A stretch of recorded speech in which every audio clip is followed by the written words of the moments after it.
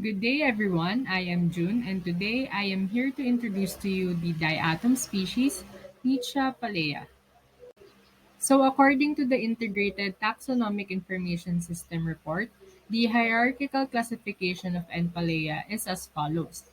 It is from the kingdom Chromista, division Ocrophyta, class Bacillariophyceae, order Bacillariales, family Bacillariaceae, under the genus Nitzschia, species Nitzschia palea.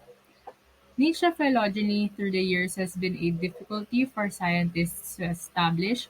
This was due to the splitting and revision of taxonomic groups within the Bacillariales that has occurred particularly at the genetic level. With that, just to provide an overview of placement of the Bacillariales in the phylogenetic tree of diatoms, we refer to the work of Medlin et al., wherein their work entitled Evolution of the Diatoms 1 was a landmark publication in diatom phylogenetics because it marked the first explicit attempt to reconstruct the diatom phylogeny using DNA sequence data and modern methods of inference. So in this figure, we see the summary of three topologies from analysis of the diatom phylogeny based on SSU-R DNA sequences by Linda Medlin and colleagues. Branches are colored consistently across panels and figures to facilitate visual comparison of three topologies.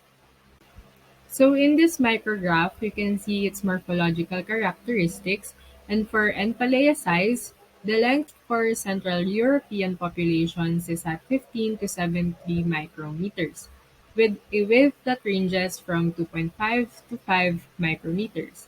But in this figure, the average length is at 21.4 to 42.3 micrometers and width with 3.3 to 4.9 micrometers. The general shape of Enpalea has valves that are linear to lanceolate with protracted rostrate, sometimes slightly subcapitate apices. The valve outline towards the apices rather are cuneate than changing to rostrate. The organism is generally isopolar with bilateral symmetry. Here we see that the striae cannot or is barely visible.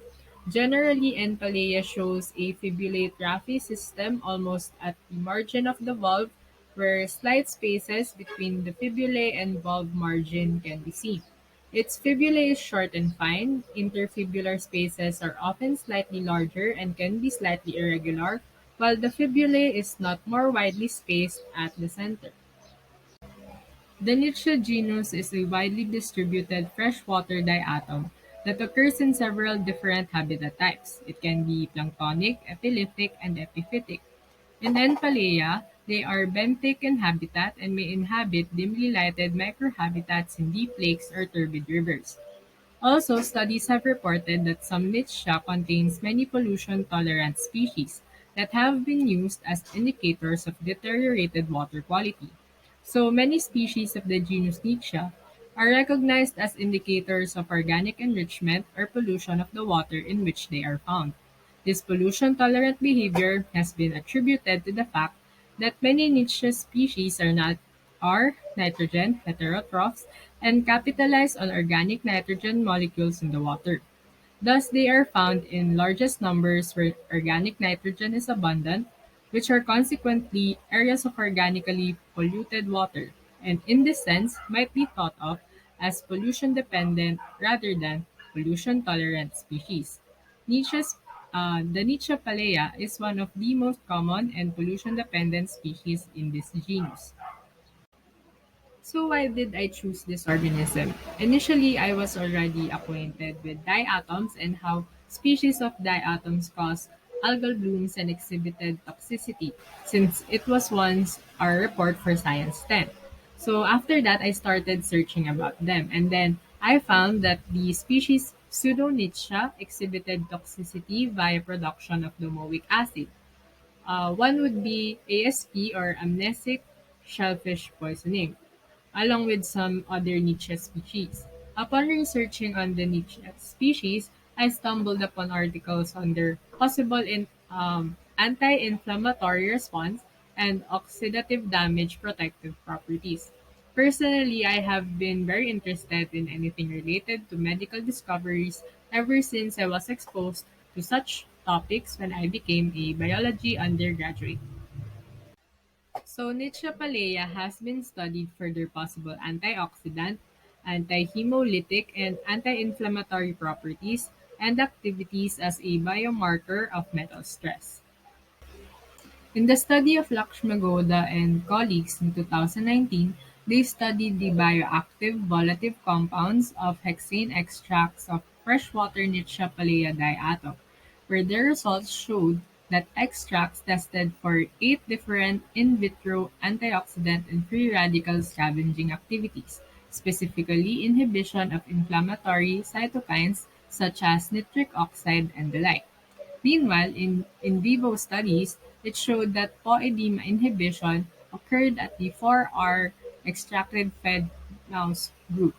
They concluded that Nitzschia is a potential source of antioxidant, anti-hemolytic, and anti-inflammatory molecules. In a similar study of Sudarshan and colleagues in 2018, they determined phenolic content and volatile compounds from methanol and ethyl acetate extracts of Tenpalea.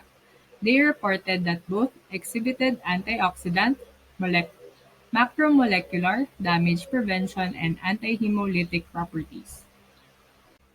Ultimately, diatoms have been reported to be an important bioindicator to monitor the metal concentrations in diverse habitats, and according to Branco and colleagues, N-palea is a suitable biomarker of metal stress specifically to cadmium. They reported that besides being metal-specific and concentration-respondent, it also allows to infer about the level of stress imposed to cells, constituting a useful tool to complement the evaluation of diatom communities when assessing aquatic metal toxicity. So that ends my presentation, and I hope you've gained a better understanding of the species Nitzschia palea. Thank you for watching, and here are my references.